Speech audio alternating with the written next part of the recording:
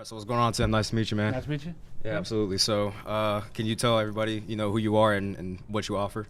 Yeah, my name's Tim Loulies, also known as the Big 44. I'm a local comedian here in Hampton Roads. I also travel, do a little bit of road work. Primarily, I work right here out of the Virginia Beach Funny Bone. The Virginia Beach Funny Bone. I feel like a lot of people in Hampton Roads, we got almost 2 million people here. A lot of people don't realize what they have right here in their town. This is what you call an A circuit comedy club. This is where all the big names with all the Hollywood TV movie crowd. The big names come through here to perform. It's the premier club in all the state of Virginia. There is another one in Richmond. This one's slightly bigger. I think we get better shows here. But in the entire state of Virginia, right here in Hampton Roads, we got a premier A circuit comedy club. And it's the Virginia Beach Funny Bone. I do a lot of stuff outside the funny. Like I said, I do my own little solo career. I do a lot of stuff outside of the Funny Bone here locally too. I produce shows on the Spirit of Norfolk. I have comedy club out in Franklin, Main Event Comedy Club, that's doing very well. I got some other projects in the works. But even though I operate out there, I operate as a liaison of the Funny Bone, as a representative of the Funny Bone out there as well. Right. So it all here locally in Hampton Roads, it all funnels back here to this club. I've been teaching the comedy school here for 6 years. I also produce shows like the Comedy Smackdown, which this belt right here belongs to. This is Nice the belt. Sean Mallett Comedy Smackdown Championship belt, currently held by Moo Cuzzo out of Richmond. Is that a sloth? Yeah, it's a sloth. Okay. It's actually what it is the show benefits the nonprofit Sloth. Sloth stands for Sean's Last Opportunity to Help. Okay. That helps raise awareness and assist veterans who suffer from PTSD. Okay. The story Nice. behind this, the reason it's called the Sean Mallett Comedy Smackdown Championship belt. Sean Mallett was a local comic here who was really taken off. All the local comics loved him. He was a comics comic, not just a comics comic, but he had the talent to really make it big. His career was really he opened up for Doug Stanhope, a bunch of other big names. He was one of those. Being an edgy comic is very difficult because a lot of comics, especially a lot of when they're on the amateur level, they like to they go for more the shock rather than the laughs. Right. You know what I mean? This guy did it perfectly to where he could shock a crowd with some really edgy stuff and just have them roaring in laughter. Okay. So tremendous talent. Everybody loved the guy. He served 30 months in Air Force security in Iraq. A lot of people, when you hear Air Force, you think, oh, they're flying in planes. The Air Force security is the guys on the ground, so he's seen a lot. He succumbed to his effects of PTSD. A lot of people didn't know about it. Oh, jeez. He kept it to himself, and that's the problem. Is a lot of these guys in the military who suffer from this stuff, they keep it in. They don't want the world's. We're now, I believe, over these past few years, awareness of PTSD has become been pushed more to the forefront. But in society, a lot of people think with mental illness and stuff, they think, oh, you're just whatever, just you get over it. Exactly. Sean took his life. His brother, Kerry Malik, then started the nonprofit Sloth, and he, of course, named it, after Sean's Last Opportunity to Help. But Sean Malik, and like I said, when I first made the Comedy Smackdown, which is a roast battle, by the way, so it's not like your standard stand-up comedy show. This is a roast battle. 2 comics go head to head. Actually 12 comics. It's a 12 comic bracketed type tournament. Okay. But it's 2 comics on stage just going at each other. And when I first put the concept together, I'm a big pro wrestling fan. I work in a little bit of the wrestling business myself with Vanguard Championship Wrestling. Really? Yeah. So, but I wanted to make this whole roast nothing. The concept of a roast battle was never new. Right. It was the first roast battle in Virginia when we put this together. But I wanted to make it something different. I wanted to make it wrestling themed. Okay. Sean was also a big wrestling fan, as I was growing up and all that stuff. He had that edginess to him. So when I put this tournament together, the Comedy Smackdown, he was the very first person I called and booked. I was like, I had him in mind for this. So he won the very first one easily, hands down. destroyed his entire competition. That following April is when he took his life. So moving forward, to honor him, we named it, of course, the belt after him, the Sean Mallett Comedy SmackDown Championship. Okay. So his brother Kerry does a lot with Sloth. They just recently helped a lot of the hurricane victims in North Carolina from that last one that came up. It was pretty bad. It hit Wilmington area. Right. He teamed up with a couple of the Carolina Panthers, you know. Okay. Awesome. To really help out. So Sloth is really doing a great job, you know, out there. We're just raising awareness and giving the help where it's needed for our veterans. And that's what this is named after. So in addition to that, I also helped co-found the Geeks Night of Comedy, who my friends Sid Bridge and Derek Williams still do here. So I've helped here with a lot of the little niche shows. Okay. Niche, I don't know how you pronounce the shows. Hey man, you know I know how to spell it, but I don't know how to say it. I'm the same way. I was trying to. I had an interview that I did, and when I said, "Is it niche or niche?" You were like, "Well, just call it both." So the Funny Bone has blessed me with over the years of my career of having a great home club to work out of, and also, you know, operate on the business side by producing, booking shows, stuff like that, teaching at schools. So I don't have just my solo career. It's like my plate is always full with everything to do with comedy, and that's what I love. You know, I just want to work in comedy. You know. Yeah, no, that's good, because a lot of people don't do what they love, and they get caught up in, you know, searching for fame, or, you know, it could just be they get caught up in the rat race. I mean, that's a very reasonable. And that's what we were just talking about off camera too, when we were setting everything up. Yeah, just you know, I admire your production value, your vision. Like you really. You're just not throwing a bunch of little toys together and just throwing something against the wall so it sticks. This is a good product you got. Yeah, because you said that. You love it. You know what I mean? You're not doing it for the money. You love it, and you know, I love everything about comedy. I love its beauty and its flaws. Right. You know, if I could go out and bomb, you know what I mean? And believe me, every time I go on stage, I want to kill it. But now I've gotten to my point in my career to where I know that failure is going to be there no matter how successful you. Even the best are getting booed sometimes. Absolutely. You know, absolutely. To not, you know, Chappelle when he came back. You know what I mean? It's like he did. You know, so it's just like it still happens on every level. You know what I mean? Right. So it's like failure is going to be there no matter what profession you're in. So you got to love it. Exactly. You know what I mean? You got to love what you do. You got to take the good and the bad. And you know, and the money. There was a time in my life to where I was in my late 20s making 6 digits a year. I was in the mortgage business when the real estate industry was hot. I had everything: house on the lake, nice car, fake friends. You know what I mean? There's a lot of those. But you know what? I was living on a quota. My phone constantly rang. I wasn't happy. You know what I mean? So it's something that I was good at, but it wasn't something I loved. You know? Right. So you got to love it. You know, you gotta love what you do. Absolutely. And my personal philosophy is, you know, failure is the catalyst to success. You know, obviously, you know, you fail, but you learn from it. Exactly. And then you come back stronger every single time. So it's really not failure. Exactly. It's growing. It's a lesson. Yeah, it's a lesson. Exactly. Yeah, there you go. You gotta look at it everything. Every time something doesn't go your way, you gotta take those lessons. You gotta take those hits. You know what I mean? You gotta take the hits. You know, if everything just works out for you, you're never gonna get good. You know? Exactly. You know, so yeah. Exactly. Like with the podcast, I've had episodes where like I had a camera out of focus, or I had audio issues, you know, and I learned from it. Yeah. And now it's seldom that I do have those issues. So I mean, it's all a learning process. Now, you said you do teaching comedy. So what all goes into the teaching comedy? Obviously, you're not teaching people how to. Well, maybe you are teaching them how to be funny. Can you just kind of give some background to that? Yeah. Well, so I've been teaching school for 6 years now. At the very beginning, I have this philosophy now. I came to the philosophy now that you can't teach funny, but you can teach how to do stand-up. And it's kind of like the whole thing where they say champions are made and not born. You know, it's amazing. I've learned to withhold my judgment of talent, because when I first started the class, the very first week, the students get up on stage. I say, "Hey, just make me laugh." You know, in however way you can do it. You know, today I'm not looking for originality. I just want to see how you are on stage. Okay.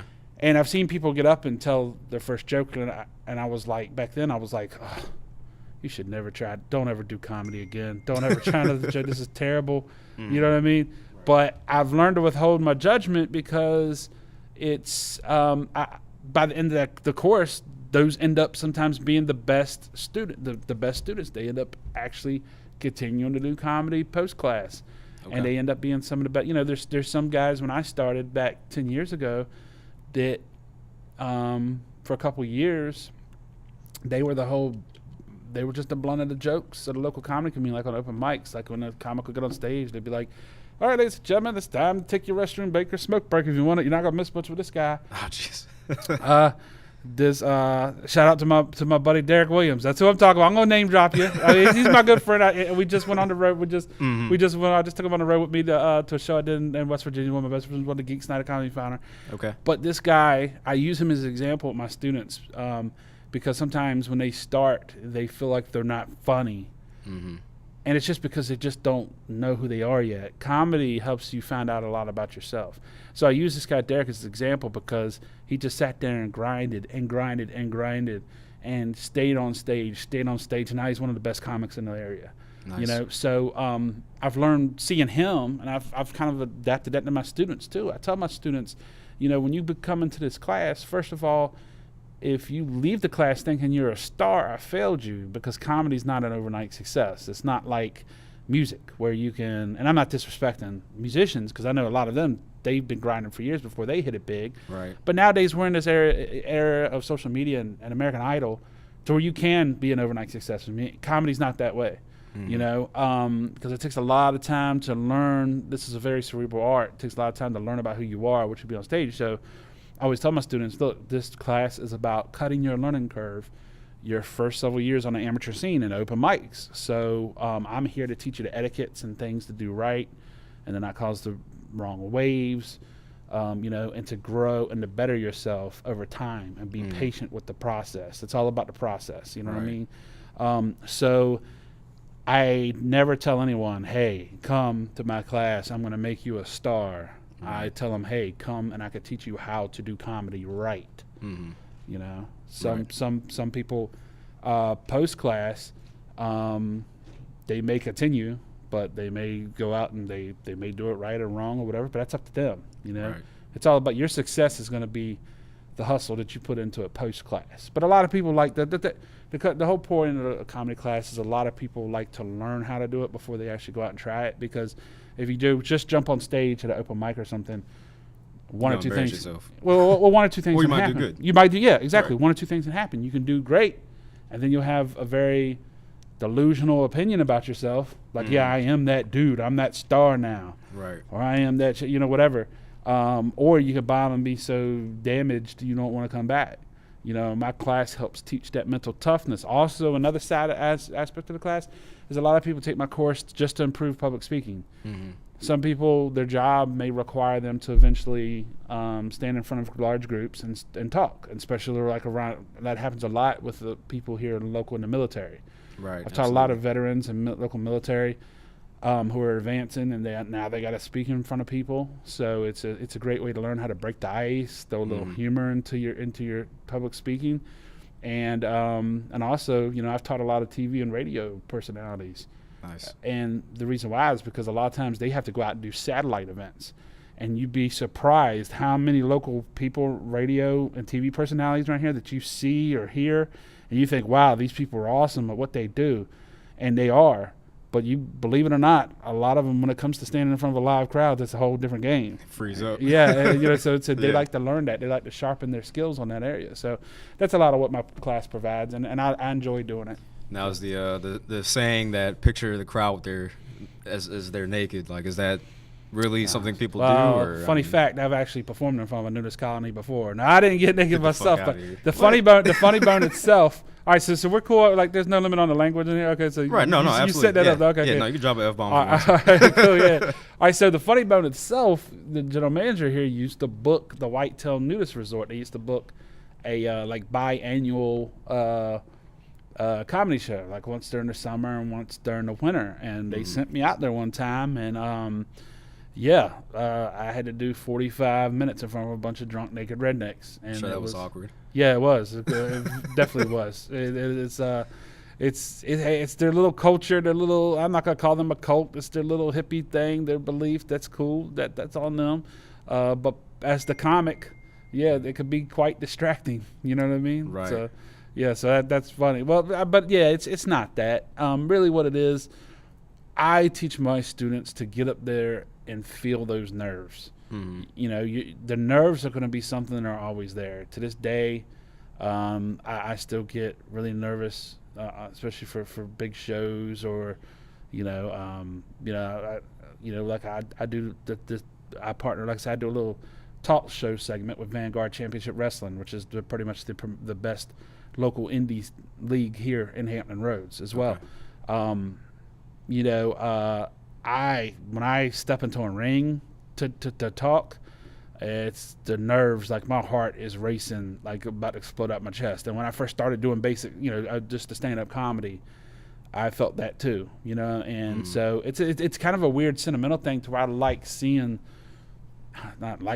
but when I see my students and I see these new, I just feel that almost that proud father seeing them conquer their stage fright. Right. You know what I mean? And I teach them that, hey, don't try to numb the nerves with alcohol or drugs or anything, or get high before you go on stage. Don't do that. Feel those nerves. Because then you depend on that thing. Yeah, it becomes a crutch. But feel those nerves. That makes you feel alive. And one thing I teach my students is like, it's great to fear things. Because I tell my students all the time, is if you fear something, then that means you respect it.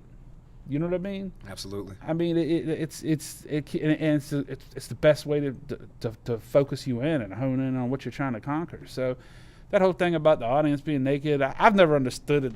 I've never even understood that. I never did either. I was like, that's really weird. I don't know why that would help anybody, but more power to you if it does. I didn't know if that was actually like a teaching method or practice. I just, in my opinion, I just say, hey, whatever you do, if you're standing in front of audiences, just stand strong in the batter's box. Right. Take those fastballs, take the curves, take it all, and just learn from it. Absolutely. So. Okay, sweet. Now I feel like this is me from an amateur perspective. Obviously, I'm not a comedian. I'm not gonna pretend like I am. However, when it comes to comedy, I feel like a lot of it has to do with the delivery, because I could say something and then you could say it, but it would be way funnier because you delivered it better than I did. Mm-hmm. Now, is that kind of a true sentiment in your opinion, or? Yeah, well, but exactly. It's like one this is the whole thing about in comedy. When I first started, this whole reason for this 44 thing, right? When I first started doing comedy, everybody used to say, "Oh, you know who you look like?" I'm like, "Oh, yeah, I know. John Panette, Ralphie May, all that stuff." So I did this whole 44 thing because I figured, hey, athletes, brand a number. Jordan's branded 23. You could go on and on. Bird 33, whatever. Right. I said, John, growing up, a football player by the name of John Riggins. This might have been before your time. He was a running back for the Washington Redskins. This was my time. Was my hero. 94. Yeah. Okay. So, so I was, so 44 has always been my number. So I was like, I brand this. When I first started, I was doing it as a character. I was doing it as this exaggerated ghetto white boy. It was like, and I do still to this day. I perform for majority, mostly black audiences, but no matter where I was at, it was like I was told once, hey, I think that's by someone in upper management, hey, that's a security blanket for you. When you put that on, you're someone else. Right. The whole to me, as a comedian, your number one goal before you start chasing the fame or the money should be to find out who you are. The closer you get to find it. So what I did is I just put the 44 on the shelf for a while, and I just went by Tim Loulies. Right. Nowadays, I'm getting more opportunities to headline and to be the middle act rather than just an MC. So now I'm bringing this back strictly as marketing purposes, because for about 5 years I went just as Tim Loulies. I learned about more who I was, and now I'm bringing the number back. I don't address it on stage. It's marketing. Right. Because, of course, my Instagram, Big 44 Comedy, Twitter, the Big 44, Facebook, Big 44, all that. That's going to be in the video, by the way. Yeah. Cool. So anyway, so to get back to your number one question, it's like one comic could tell something, but they can tell it, but it might not really be them. As opposed to another comic could tell it, and it rings truer to them. Okay. And, of course, when you say something conviction and you believe it and it's in your heart, you deliver it in a much better manner. Absolutely. And now, and also another thing in comedy, I'm giving away some of my teaching points here in my class. Yeah, is that it's connecting to an audience. You know what I mean? I've seen comics that have had fantastic, brilliant material, but if they didn't connect to the audience right away and get them in the palm of their hands, then, you know, the audience won't, you know, so if you could really grab an audience and captivate an audience by your personality and your stage presence and be relatable, then you could take them on whatever ride you want to.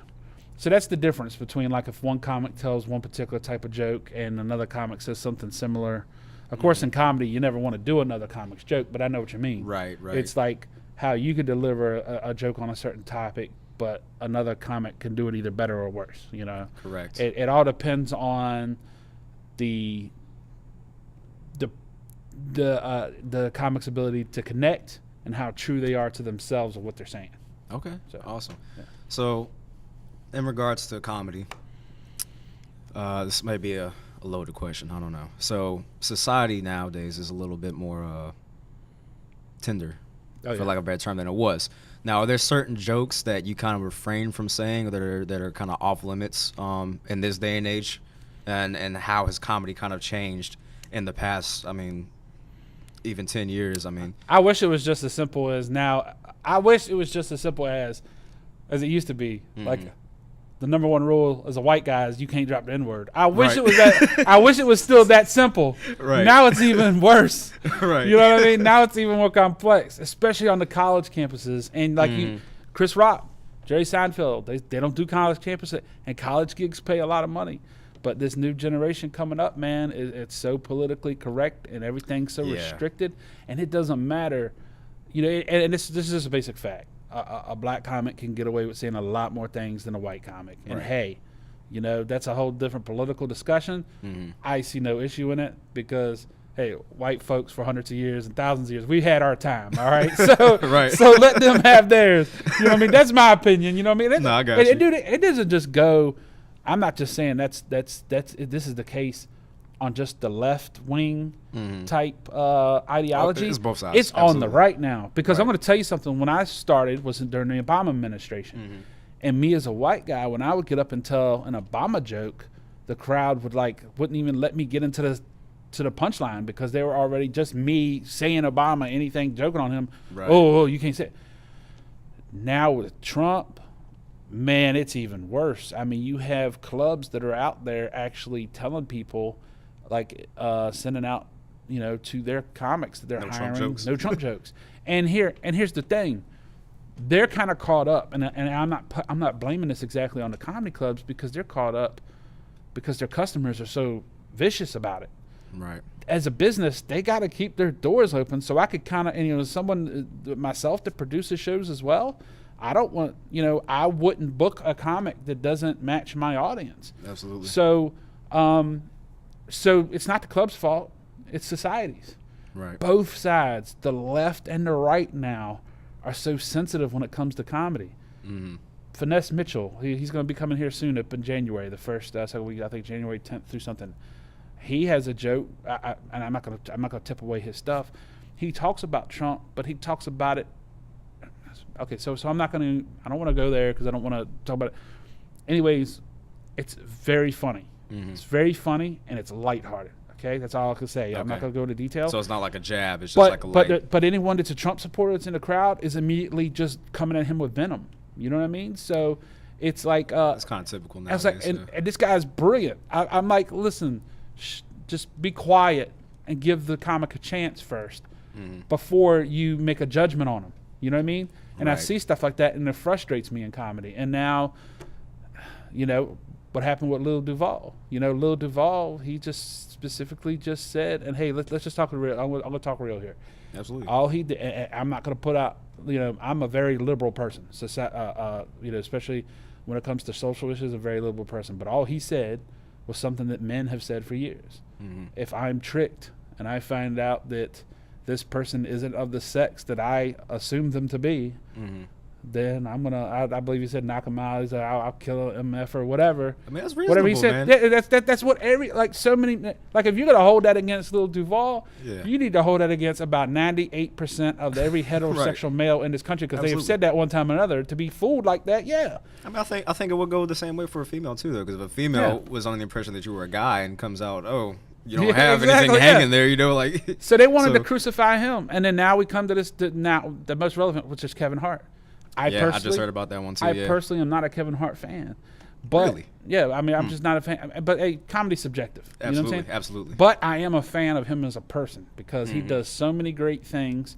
I mean, he has a passion for for comedy.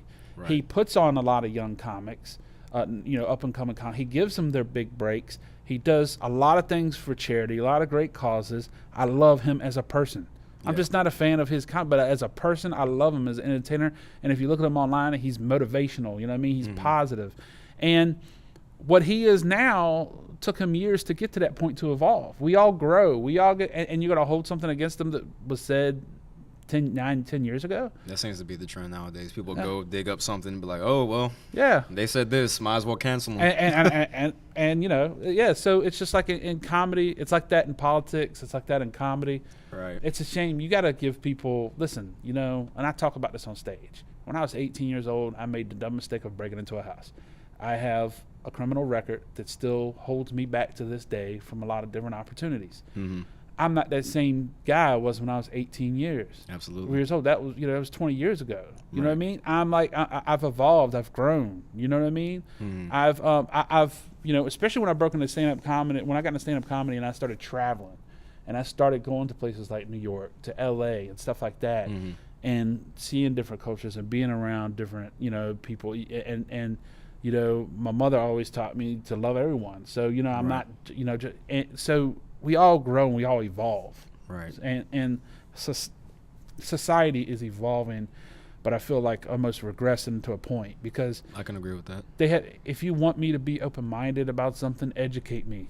Don't take away don't attack me. Don't put me down. Educate me. Yeah, they're quick to drag people. But when it comes to comedy, man, look, we have to.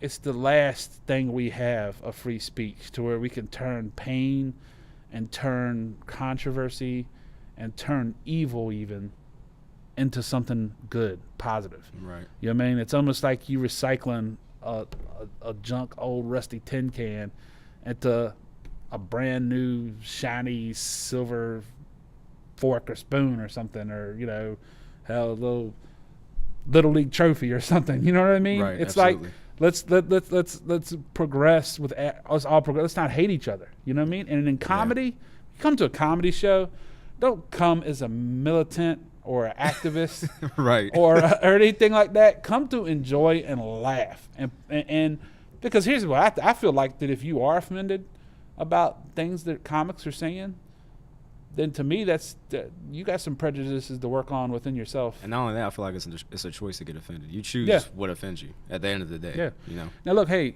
I'm a Christian.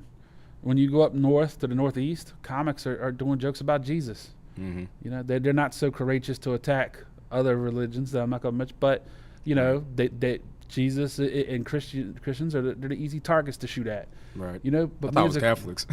Well, excuse me. Yeah, well, same thing. Yeah, well, yeah, it's all the same thing. Mm-hmm. Protestant or Catholic, right? Mm-hmm. That's the easy targets.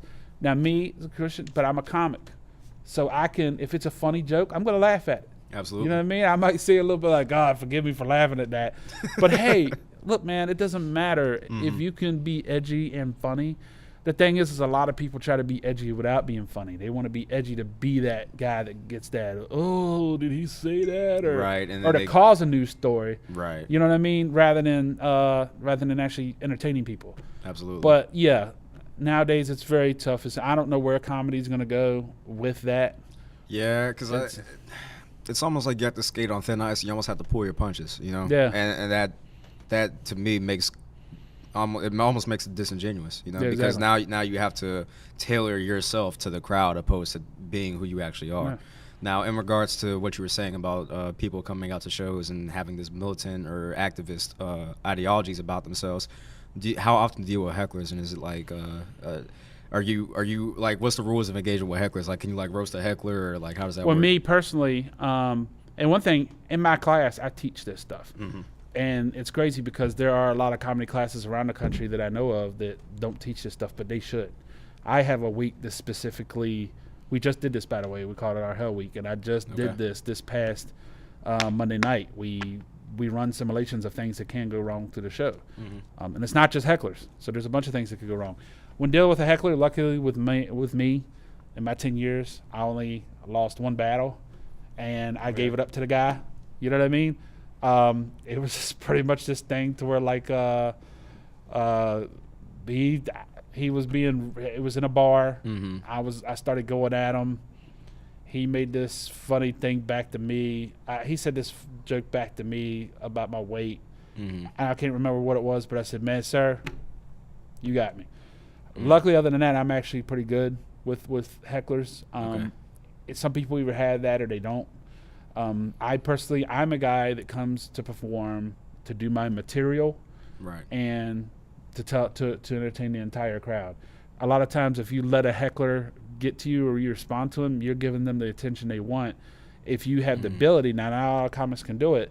If you have the ability, what I do is I just overpower them. I get the audience laughing even more. So when I have someone taking shots at me as my motivation, I'm like, okay, I'm going to turn it up a notch.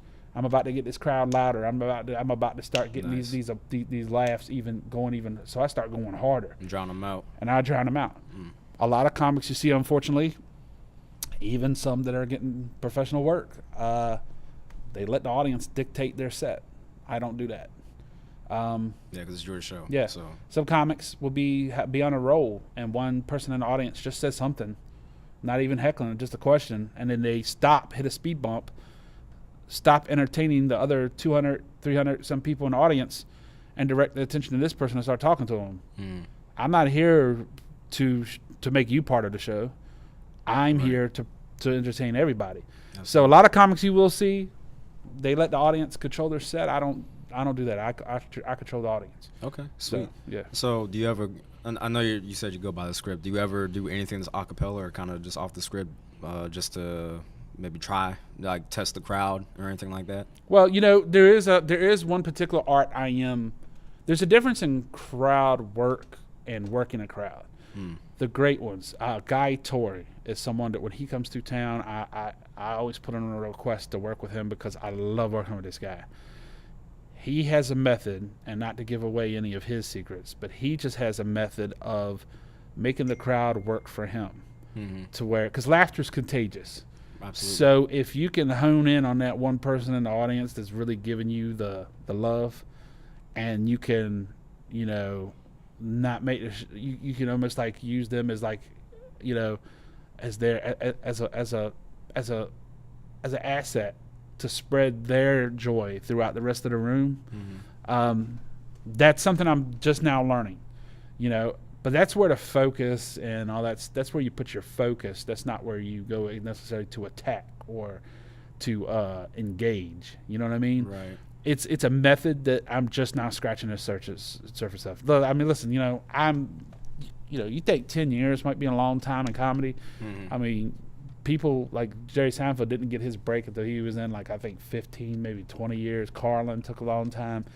I'm just now scratching the surface of this, so I'm learning every day too. Yeah. So I study the great ones, the Guy Torreys, the Tony Rocks, and I'm talking about, I encourage everybody who's watching this to not just sit at home and watch Netflix. Come here to the Funny Bone and watch a real professional show, because seeing it on TV and seeing it live is two totally different things. Yeah.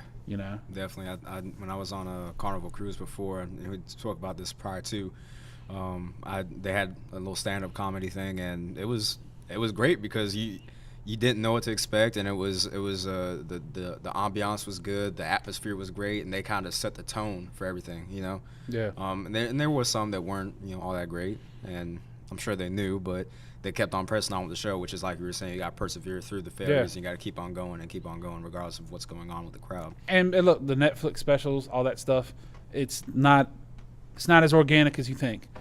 There's still editing involved. There's still a lot of other things. Oh, yeah, absolutely. But to see something live in the moment is what, and it's like, you know, and then you got these social media comedians now that are getting all these. They got millions of followers, and they do these little skits and stuff.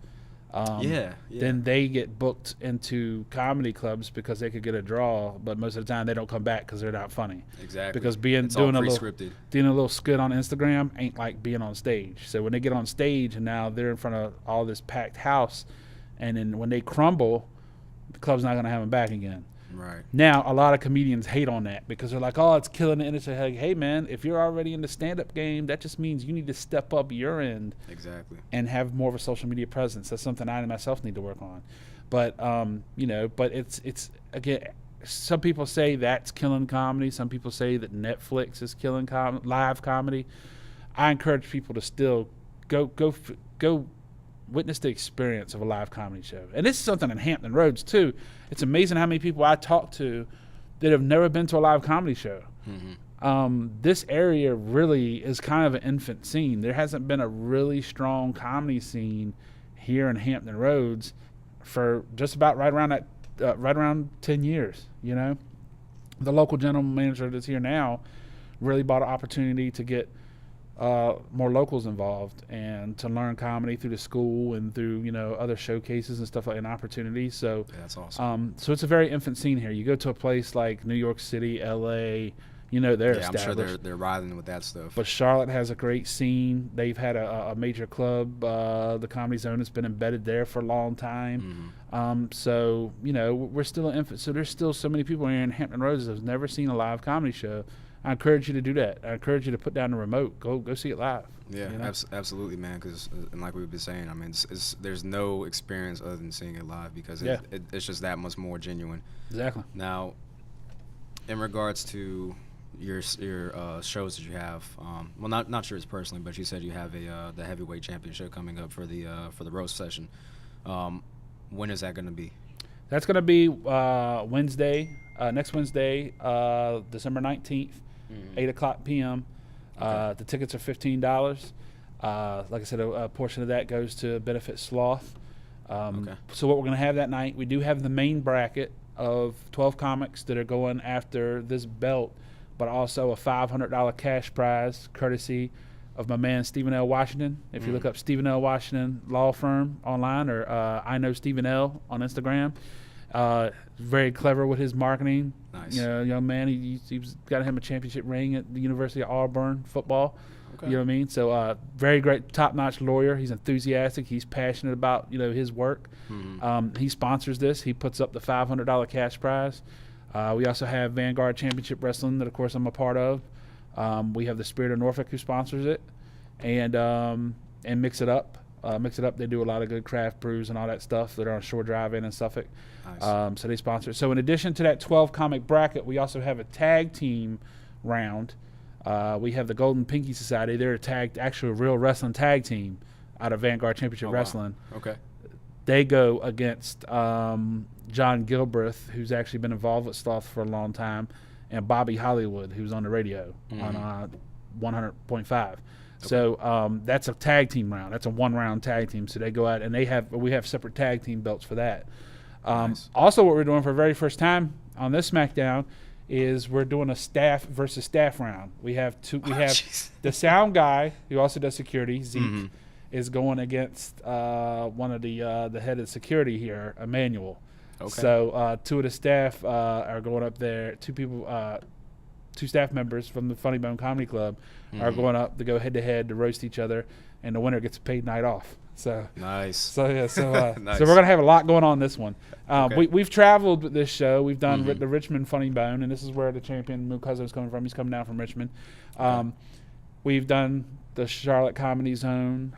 We have some other clubs that are interested. So you know, it's when we come when you come in here, it's a totally different vibe. We set up ring ropes. We have an official ring announcer. Oh, wow. We have the smoke. We have the lights. They come out the wrestling entrance themes. Man. It's hype. Awesome. It's hype. That sounds awesome. And the audience, also, another cool thing about this is we have a couple judges, but it's split between an audience and a judge vote. So the audience. Nice. So if you come to the Comedy SmackDown, you're going to help determine the winner. So it's really, and it gets the atmosphere is electric. It's off the chain. That's impressive. You know? Yeah. That's awesome. That's a phenomenal idea. $1 million idea easily. Yeah. And then Tuesday night, the night before, which is the 18th, I have my class graduating. It's the their graduation showcase. Okay. You could folks could come see that show for free by going to the Funny Bone website, vb.funnybone.com, and register up to 8 tickets at a time for free by using the promo code GradNight, all one word. Nice. GradNight, one word, and 8 at a time. But I mean, you can register yourself 100 tickets just as long as there are 8 reservations at a time. Reservations 8 at a time. So that, and then later that week, I'm also working with the very funny Damon Williams from the Tom Joyner Morning Show after the SmackDown that week, Thursday through Sunday. So we got quite a bit coming up here at the Funny Bone. And our next class, the next comedy class, will be on February 4th. So Monday night, we do classes Monday nights for six straight weeks. Then at the end, you have the graduation show. Nice. What I do here is, the enrollment, before anyone pays an enrollment fee, I always have an introduction class where folks come in. That's what we're doing on Monday, February 4th. Folks come in and just listen about the class to see if it's something that they want to do before they decide to spend any money to enroll. Because I always like to have people fully informed of what the course is about.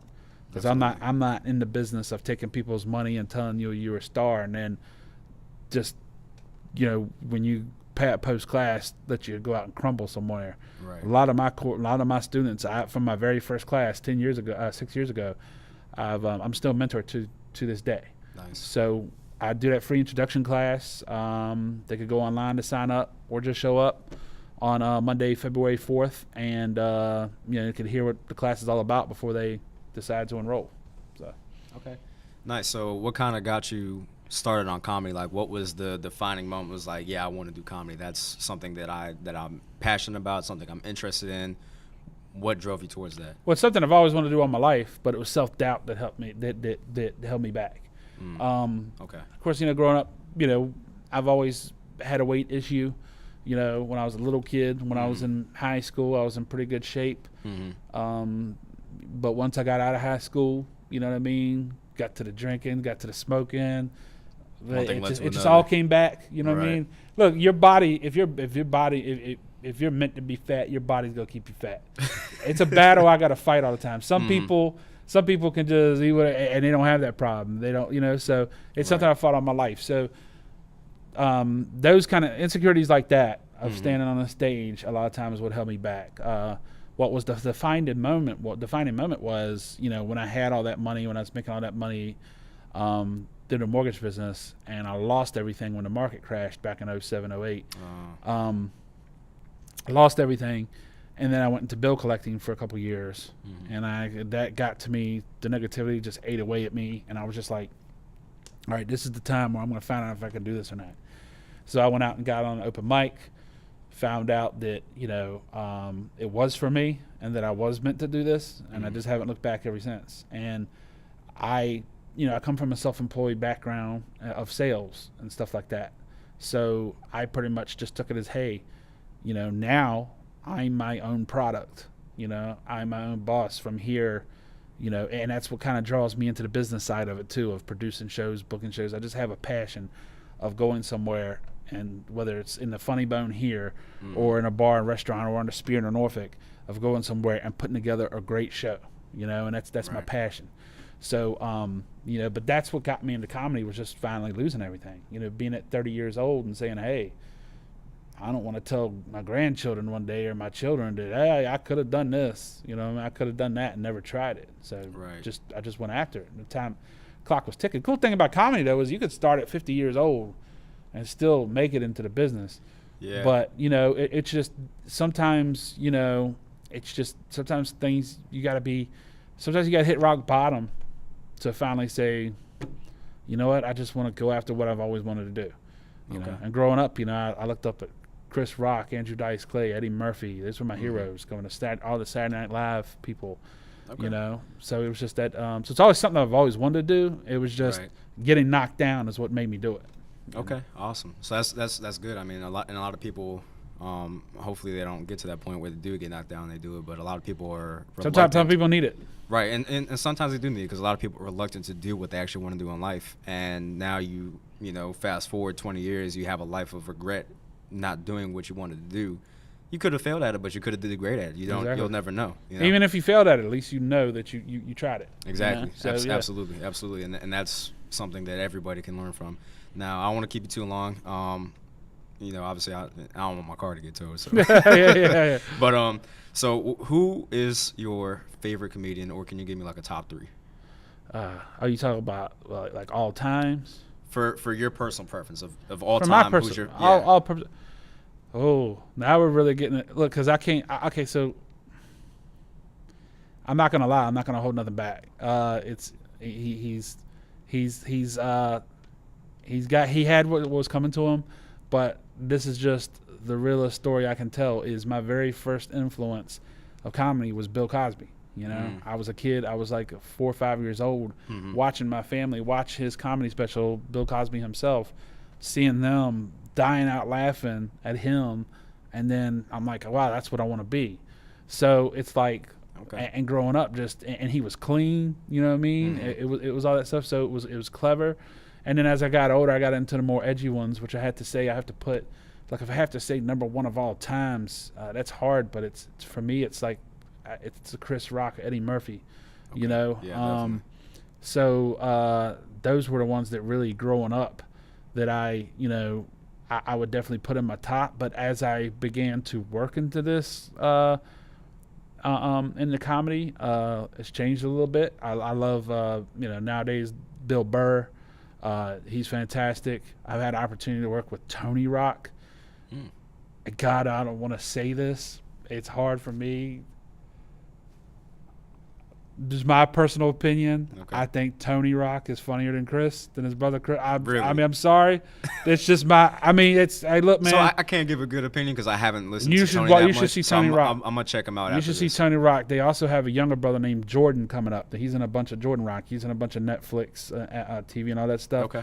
But when next time Tony Rock comes here to Virginia Beach Funny Bone, I want you to come see him. Okay. You know what I mean? Because I've worked with him a bunch of times, and I'm telling you, man, they have different styles.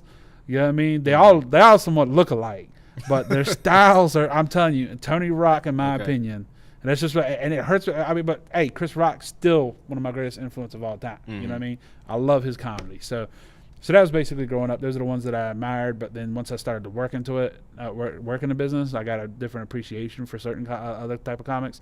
I'm not really that big into the ones that get super, super dirty.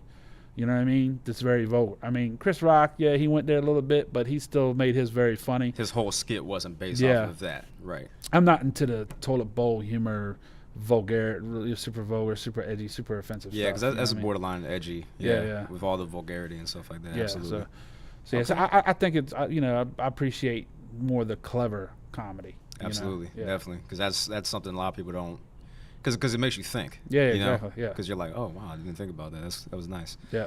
Okay, well, sweet, awesome. Well, I mean, this has been a great interview, Tim. I appreciate you giving me the opportunity to have that interview. Yeah, man, and I wish y'all the best of luck on what you're doing right here, man. I've seen some of your previous ones, and you're giving away a PlayStation 4. Is that what you said? Yeah, man. Yeah. Oh wow, man! Right. Is it gonna be before Christmas time?